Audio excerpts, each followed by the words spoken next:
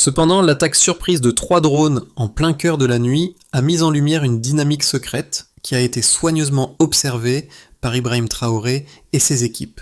Ce n'est pas la technologie brute qui a permis de neutraliser les appareils, mais une stratégie de lecture des signaux faibles, de compréhension des variations subtiles dans l'espace aérien du pays. Ce qui semblait être un simple incident technique est devenu une démonstration de la résilience et de l'adaptabilité du Burkina Faso. En réajustant ses radars et en renforçant sa capacité à interpréter les informations provenant du terrain, le pays a changé sa posture, passant de la vulnérabilité à l'action stratégique. Mais cette avancée a-t-elle été suffisante pour assurer une sécurité durable, ou bien est-ce un simple sursaut temporaire ? Cette histoire pourrait bien redéfinir les règles du jeu dans le Sahel. Dans la nuit du 17 mars, un phénomène rare a frappé le ciel burkinabé. 3 drones ont pénétré l'espace aérien du Burkina Faso, survolant des zones sensibles sans alerter les radars traditionnels. Les premiers signes de l'intrusion étaient subtils, presque invisibles. Les radars fatigués ont capté des micro-écarts, des pulsations irrégulières, mais rien de suffisamment évident pour déclencher une réponse immédiate. Pourtant, ces petites anomalies ont suffi à attirer l'attention des soldats des avant-postes. Dès leur apparition, les drones volaient à haute altitude, comme pour tester les capacités de détection du pays. Mais peu après, leurs trajectoires ont commencé à descendre, dévoilant une stratégie bien plus sophistiquée qu'un simple survol de reconnaissance. Ce n'était pas un incident isolé, mais le début d'une série d'intrusions minutieusement orchestrées. Les témoignages des militaires sur le terrain ont commencé à faire écho au relevé des radars. Des lumières irrégulières, des mouvements lents, suivis de brusques accélérations. Ces variations ne pouvaient plus être attribuées au hasard. En réalité, elles marquaient le début d'une méthode d'observation stratégique visant à tester la vigilance du pays. Chaque nuit, les drones modifiaient leur teint, leurs altitudes, ajustant leur trajectoire pour s'adapter aux réactions du Burkina Faso. Une patiente collecte de données était en cours, réalisée par des appareils qui semblaient suivre un plan précis. Au fur et à mesure que les autorités burkinabées prenaient conscience de la nature répétée de ces attaques, il est devenu évident que le pays ne faisait pas face à un survol opportuniste, mais à une intrusion systématique, mesurée et surtout bien renseignée. Les radars ont fini par détecter une trajectoire culminant à 2000 mètres, prouvant qu'il s'agissait d'une reconnaissance planifiée, non d'une tentative de bombardement. Au cœur de cette crise silencieuse, Ibrahim Traoré s'est imposé comme le leader visionnaire du Burkina Faso, guidant ses troupes avec une stratégie empreinte de réflexion. Plutôt que de réagir impulsivement, il a choisi d'interpréter les signaux faibles avant d'ordonner une réponse. Ce fut dans la discrétion des radars défectueux et des observations sur le terrain que le pays a commencé à discerner les contours de la menace. Les soldats, situés dans les avant-postes, ont observé des lumières erratiques se déplaçant lentement dans le ciel, suivies de brusques changements de trajectoire. Ces observations ont été cruciales pour comprendre qu'il ne s'agissait pas d'un simple incident, mais d'une préparation méticuleuse. Les techniciens, quant à eux, ont surveillé de près les radars, détectant des variations subtiles, des vibrations presque invisibles qui signalaient une activité aérienne anormale. Ces signes ont été cruciaux pour Ibrahim Traoré, qui a rapidement compris que le pays ne pouvait plus se permettre d'attendre que l'attaque devienne évidente. Il a exigé une relecture des données, et c'est là que la véritable transformation a eu lieu. Une crise technique est devenue un moment décisif pour réajuster la perception du pays face à une menace aérienne. En conséquence, l'armée a adapté ses stratégies et les techniciens ont amélioré les systèmes de surveillance permettant au Burkina Faso de reconnaître l'intrusion avant même qu'elle ne devienne un danger direct. Le rôle de Ibrahim Traoré, à la fois stratège et visionnaire, a été essentiel dans cette phase initiale, marquée par l'apprentissage et l'adaptation plutôt que par la réaction brute. Le 17 mars, le Burkina Faso a été confronté à un scénario inattendu. 3 drones ont pénétré son espace aérien, semant la confusion parmi les autorités. Dès la première intrusion, les radars burkinabés ont capté des signaux faibles, mais ils étaient trop limités pour identifier immédiatement la menace. Le pays, longtemps perçu comme une cible vulnérable, a réagi d'une manière surprenante. Tandis que les premiers témoins au sol ont signalé des lumières erratiques dans le ciel, les ingénieurs et techniciens ont observé des vibrations presque invisibles sur les écrans radars. Ce fut le début d'une séquence d'événements qui allait transformer la perception de la sécurité aérienne du Burkina Faso. La première phase de l'incident a été marquée par une approche prudente des drones, qui se sont élevés à haute altitude avant de descendre lentement. Cette manœuvre a perturbé la routine de surveillance, mettant à l'épreuve les radars déjà obsolètes. Les unités militaires sur le terrain ont remarqué que les drones semblaient tester les limites de leur détection en modifiant leur trajectoire et leur vitesse à intervalles réguliers. Ce n'était pas un vol aléatoire, mais une série d'ajustements calculés. À chaque étape, les drones devenaient plus audacieux, leurs mouvements plus prévisibles, comme si un schéma émergeait lentement.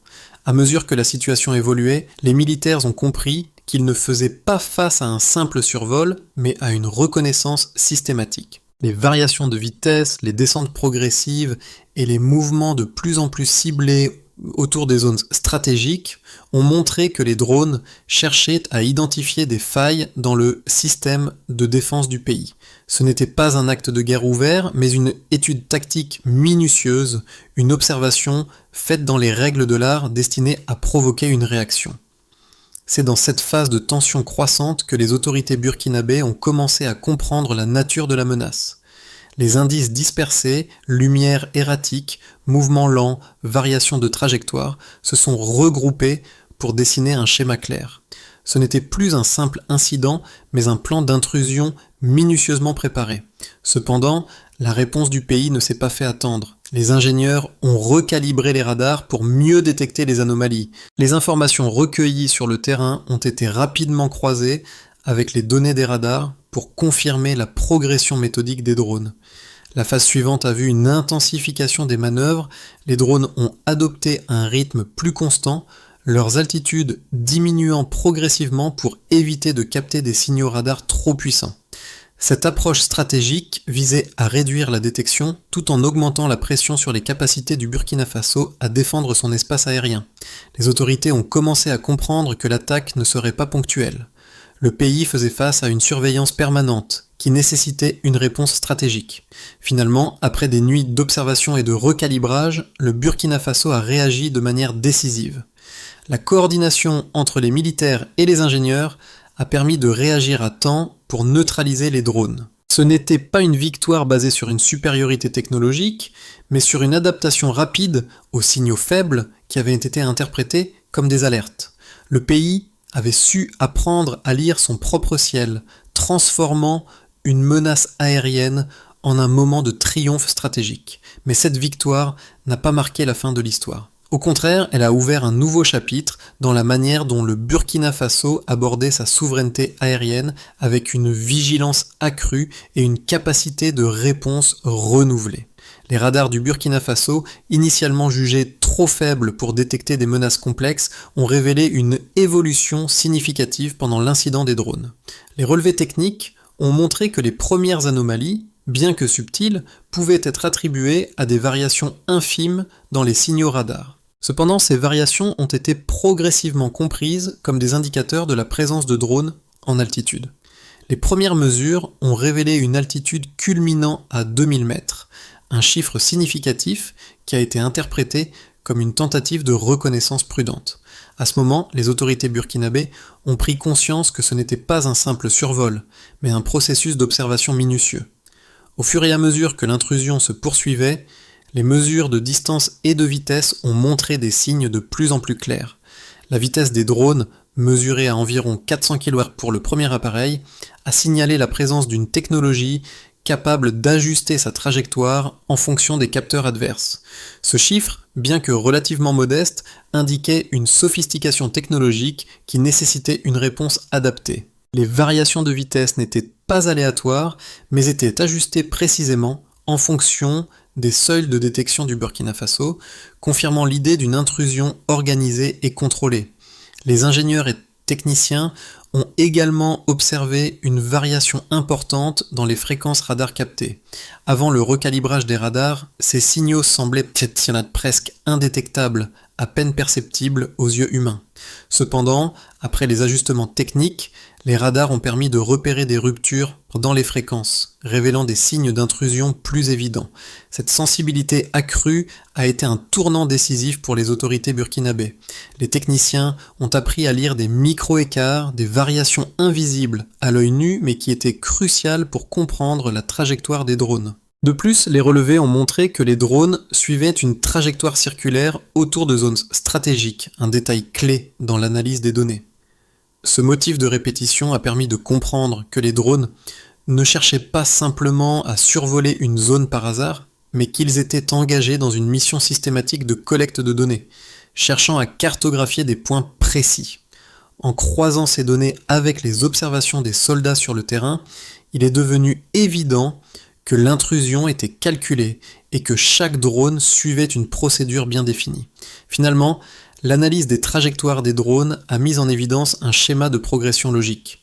Le premier drone a survolé à 2000 mètres, puis le deuxième a abaissé son altitude à 1100 mètres, tandis que le troisième s'est approché encore plus près à 1800 mètres. Cette réduction progressive de l'altitude a été interprétée comme une tentative de dissimulation, indiquant que les drones cherchaient à contourner les radars en utilisant des variations de trajectoire minutieuses pour ne pas être détectés. Ce phénomène a non seulement confirmé que l'intrusion était un processus organisé, mais aussi que les radars burkinabés, bien que limités, pouvaient en réalité détecter des anomalies s'ils étaient correctement ajustés.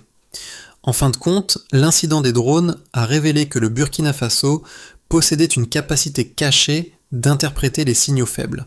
Bien que les radars soient initialement perçus comme inadéquats, leur recalibrage a permis de découvrir des détails auparavant invisibles, prouvant que l'interprétation des données pouvait être tout aussi cruciale que la technologie elle-même. Cette prise de conscience a renforcé la conviction que la souveraineté aérienne du pays reposait non seulement sur ses équipements, mais sur sa capacité à s'adapter rapidement aux menaces. L'incident des drones au Burkina Faso a suscité deux analyses opposées, chacune offrant une perspective différente sur la riposte du pays face à la menace aérienne.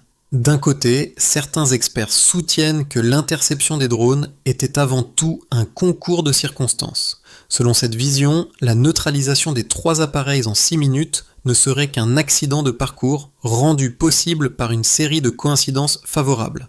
Pour eux, les drones abattus n'auraient pas déployé toute leur capacité technologique, et la réponse rapide du Burkina Faso n'aurait été qu'une chance, plutôt qu'un signe de maîtrise. Dans cette interprétation, une attaque plus sophistiquée, dotée de systèmes furtifs ou d'algorithmes d'évasion plus avancés, aurait probablement échappé à la vigilance burkinabé. De l'autre côté, une deuxième lecture présente une défense plus robuste, affirmant que l'interception était le résultat d'une évolution stratégique et d'une adaptation réussie aux menaces. Les critiques dans la première analyse affirment que les radars, bien qu'imparfaits, ont permis de détecter des signaux faibles et de réagir avant que la menace ne devienne évidente. Selon cette perspective, l'attaque était en réalité le produit d'un apprentissage méthodique. Les unités militaires, les ingénieurs et les techniciens avaient réagi en fonction des observations précédentes, créant ainsi une réponse cohérente et rapide. Le Burkina Faso n'a pas seulement intercepté des drones, il a maîtrisé le processus de détection, de reconnaissance et de riposte. Cette interprétation souligne la résilience du pays et sa capacité à apprendre rapidement de ses erreurs pour améliorer ses systèmes de défense. Les deux points de vue soulignent un fait fondamental. La vulnérabilité initiale du Burkina Faso face à cette menace aérienne n'était pas seulement une question de technologie, mais aussi de perception et d'adaptabilité. Si certains soutiennent que la neutralisation des drones était un coup de chance, d'autres voient dans cette réponse une avancée significative, preuve que le pays est capable de se défendre de manière plus réfléchie et plus structurée. L'incident a révélé un aspect essentiel de la souveraineté aérienne. Il ne suffit pas d'avoir une technologie de pointe, il faut aussi une capacité à interpréter et à s'adapter aux signaux faibles.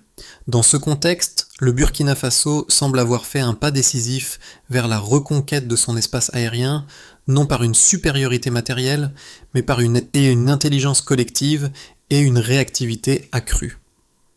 Ce qui semblait initialement être une série d'incidents isolés a pris une dimension plus vaste lorsque les autorités burkinabées ont compris la nature stratégique de l'intrusion. La véritable révélation est survenue lorsque les radars, après recalibrage, ont permis de détecter une trajectoire de plus en plus précise. Ce n'était pas un simple survol ponctuel, mais un processus continu de reconnaissance, une tentative méthodique de comprendre et d'exploiter les failles du système de défense. Cette découverte a non seulement changé la perception de la menace, mais a aussi montré que le Burkina Faso avait la capacité de lire les signaux faibles et d'adapter ses stratégies en temps réel. Les variations dans l'altitude des drones, leur lente descente vers des zones stratégiques et leur changement progressif de trajectoire ont été interprétés comme des indices de reconnaissance ciblée. Chaque détail, chaque variation a été un message pour les autorités, un signe qu'une coordination plus large était nécessaire pour faire face à cette menace persistante. À ce stade, il était clair que la riposte devait être plus qu'une simple réaction. Elle devait être le fruit d'une préparation continue, fondée sur l'observation et l'adaptation. L'impact de la neutralisation des 3 drones a été bien plus profond que ce que l'on aurait pu imaginer au départ. En un instant, la perception du Burkina Faso en tant que pays vulnérable a changé. Ce qui était auparavant perçu comme une faiblesse stratégique est devenu un point de fierté nationale. La capacité du pays à réagir avec rapidité et précision a marqué un tournant dans sa souveraineté aérienne. Toutefois, cette victoire n'a pas seulement eu des répercussions sur le plan militaire, elle a également eu un effet profond sur la société burkinabé dans son ensemble. Au niveau national, l'événement a modifié la perception de la sécurité. Les populations rurales, souvent les plus exposées aux risques liés aux menaces extérieures, ont pris conscience que leur ciel n'était plus un espace de surveillance passive, mais un domaine activement protégé. Cette prise de conscience a renforcé le sentiment de sécurité parmi les civils qui se sont rendus compte qu'ils pouvaient compter sur des capacités de défense qui semblaient auparavant inaccessibles. Cependant, ce changement de perception a également soulevé des questions concernant la durabilité de cette défense. Le pays, bien qu'ayant fait preuve d'une grande réactivité, restait limité par ses équipements, et la crainte que des attaques plus sophistiquées échappent à la vigilance persiste. Dans le milieu militaire, l'impact a été tout aussi transformateur. Les unités de défense ont appris que leur rôle ne se limitait pas à une simple surveillance, mais qu'elles faisaient partie d'un système intégré, reliant les techniciens, les ingénieurs et les soldats. Le succès de l'interception des drones a renforcé la cohésion entre ces différents groupes qui ont désormais compris l'importance de travailler ensemble pour interpréter les données et réagir rapidement. Cela a également ouvert la voie à une réévaluation des priorités en matière de formation et de ressources.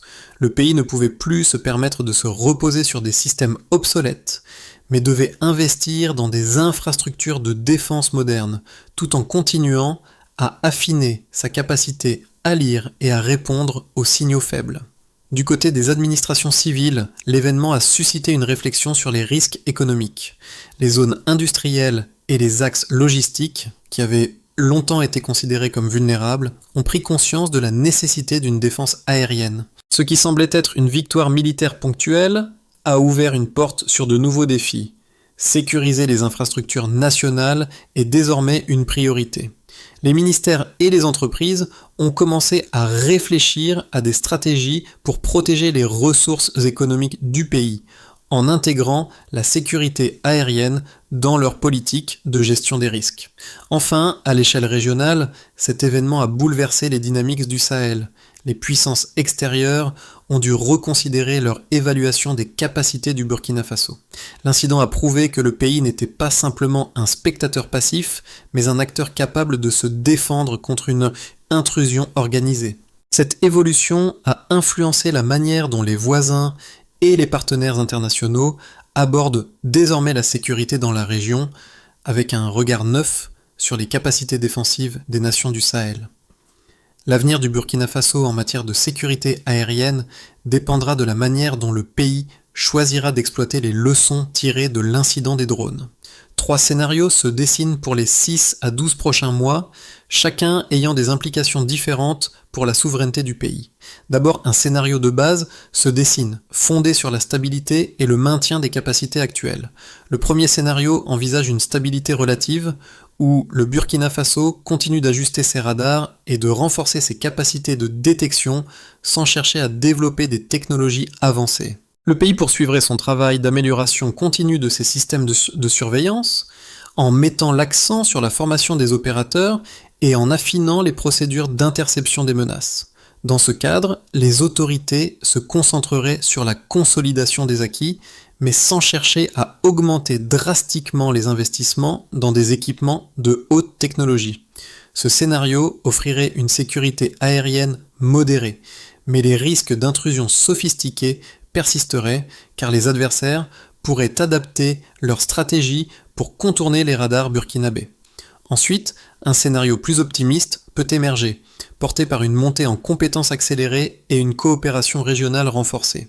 Le deuxième scénario envisage une trajectoire plus ambitieuse. Le Burkina Faso tirerait pleinement parti de son expérience récente en matière de détection et d'interception des drones, en investissant massivement dans la modernisation de ses infrastructures de défense aérienne. Ce scénario verrait le pays renforcer ses capacités en matière de radar et de technologie de surveillance, tout en élargissant la coopération avec ses voisins du Sahel pour créer un réseau de défense intégré. Cette montée en puissance permettrait au Burkina Faso de se préparer à faire face à des menaces plus sophistiquées et d'émerger comme un leader régional en matière de sécurité aérienne. Ce scénario offrirait une souveraineté aérienne renforcée, mais nécessiterait des investissements considérables et une gestion politique efficace pour coordonner les efforts de défense. Enfin, un scénario pessimiste reste possible, marqué par une pression accrue et une vulnérabilité persistante. Le troisième scénario envisage une situation plus difficile, où le Burkina Faso fait face à une pression extérieure croissante. Dans ce contexte, les drones et autres menaces technologiques évolueraient rapidement, et les capacités actuelles du pays pourraient ne pas suffire à contrer ces nouvelles intrusions. Le pays serait confronté à un défi majeur pour maintenir son espace aérien sécurisé, avec des radars obsolètes et un manque de ressources pour faire face à des technologies adverses plus avancées. Dans ce scénario, la vulnérabilité du Burkina Faso persisterait, augmentant les risques de déstabilisation régionale et de nouvelles attaques. Ce scénario soulignerait la nécessité d'une vigilance constante et d'une adaptation continue aux évolutions technologiques et géopolitiques. L'incident des drones au Burkina Faso a révélé bien plus qu'une simple démonstration de force militaire. Il a mis en lumière la résilience et la capacité d'adaptation d'un pays longtemps perçu comme vulnérable. Pour les citoyens burkinabés, cet événement a créé une nouvelle perception de leur pays, un lieu capable de se défendre, d'apprendre et de se transformer face aux menaces. Ce changement de perspective touche non seulement les militaires, mais aussi chaque citoyen, en particulier ceux vivant dans les régions rurales. Ils ont vu leur ciel, autrefois perçu comme une zone de faiblesse, devenir un espace défendu, un territoire où chaque petite variation dans l'air est désormais scrutée. Cette évolution a aussi un impact direct sur les jeunes générations, qui ont été témoins de ce processus de transformation. En voyant leur pays réagir face à une menace aérienne organisée, ils se rendent compte qu'ils peuvent faire la différence. Ce sentiment de pouvoir est essentiel pour nourrir un esprit de défense collective qui ne se limite pas à une posture d'attente, mais qui repose sur l'action. L'événement a aussi montré que la technologie, bien qu'importante, n'est pas suffisante. La clé réside dans la capacité à lire les signes faibles, à être attentif aux détails et à réagir en conséquence. Pour les jeunes générations, cette prise de conscience pourrait devenir une source d'inspiration, les incitant à développer des compétences en matière de sécurité, de technologie et de stratégie, mais aussi à comprendre que chaque petite action compte dans la construction d'une nation plus forte. Le sentiment de fierté nationale qu'a généré cet événement est palpable. Il incite les Burkinabés à envisager un futur où leur pays, loin d'être un simple spectateur, est un acteur clé de sa propre sécurité et de celle de la région. Le Burkina Faso, après l'incident des drones, doit se projeter dans l'avenir pour renforcer sa défense aérienne et s'assurer que sa souveraineté aérienne soit durable. Cette étape nécessite une approche en plusieurs phases, intégrant des actions concrètes et des engagements à long terme. Pour commencer, il faudra renforcer les capacités radars et technologiques. La première étape consistera à moderniser les systèmes de radars existants et à investir dans des technologies de surveillance plus sophistiquées. Les radars recalibrés ont montré leur potentiel, mais pour être véritablement efficaces face à des menaces plus avancées, il est essentiel que le pays intègre des équipements de pointe. Cela implique un partenariat avec des acteurs internationaux et des experts pour accélérer cette modernisation. Dans un second temps, la formation continue des opérateurs et des analystes deviendra un pilier central.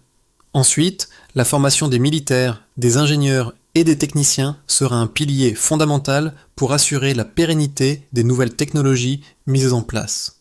Les compétences doivent être continuellement renforcées, avec un accent particulier sur la lecture des signaux faibles et l'analyse des données en temps réel. La capacité à détecter des anomalies subtiles sera cruciale pour maintenir un avantage stratégique. Par ailleurs, la collaboration régionale et la coopération internationale devront être intensifiées.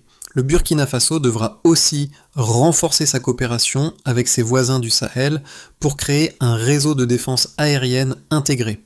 Un tel réseau permettrait non seulement de partager les données de surveillance, mais aussi d'harmoniser les protocoles d'intervention face à des menaces communes. Cela nécessite un engagement clair des pays voisins pour développer une stratégie régionale de sécurité. Enfin, la sensibilisation et la préparation de la population renforceront la défense civile.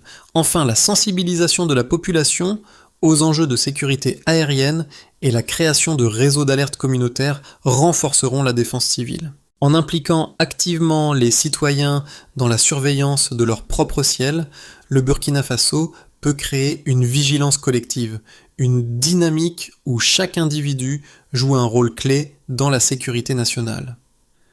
En repensant à cet instant décisif où Ibrahim Traoré a donné l'ordre de neutraliser les drones, il devient évident que ce moment a marqué un tournant dans l'histoire du Burkina Faso. Ce n'était pas seulement une victoire technologique ou militaire, mais un symbole de résilience. Le pays, longtemps perçu comme un spectateur dans un monde géopolitique tumultueux, a démontré qu'il pouvait, en un instant, inverser la dynamique. Les lignes tremblantes sur les radars, qui au début étaient des signes de faiblesse, sont devenus des symboles d'une force nouvelle. Ces micro-écarts, qui semblaient insignifiants aux yeux de ceux qui les regardaient initialement, ont finalement révélé une vérité plus profonde. Un pays qui apprend à lire les signaux faibles, à écouter les silences du ciel, possède déjà une forme de maîtrise. Ce moment de transition, de transformation discrète mais profonde, est l'essence même de la souveraineté retrouvée. Aujourd'hui, alors que le ciel du Burkina Faso est à la fois surveillé et compris, il incarne un espace de contrôle et de possibilités. Ce n'est plus simplement un territoire sous observation, mais un territoire activement revendiqué, où chaque signal, chaque variation devient un témoignage d'un pays qui ne se contente pas de réagir, mais qui anticipe et se prépare pour l'avenir. 3 drones abattus en seulement 6 minutes ont bouleversé le ciel burkinabé, une action fulgurante qui redéfinit la notion de vulnérabilité. Longtemps considéré comme un terrain fragile, le Burkina Faso a surpris le monde en ripostant avec une efficacité inattendue. Alors, que signifie ce retournement pour un pays longtemps marginalisé sur la scène internationale ? Si ce moment marquait un tournant décisif dans la souveraineté aérienne, peut-être que l'avenir du pays ne se joue pas dans ses équipements, mais dans sa capacité à lire et interpréter les signaux faibles dans son propre ciel. Ibrahim Traoré, acteur clé, a choisi de répondre plutôt que de subir. Mais est-ce réellement suffisant pour inverser la dynamique du conflit en cours ? Le Burkina Faso a longtemps été perçu comme un pays sous-équipé, incapable de défendre son espace aérien contre des menaces extérieures.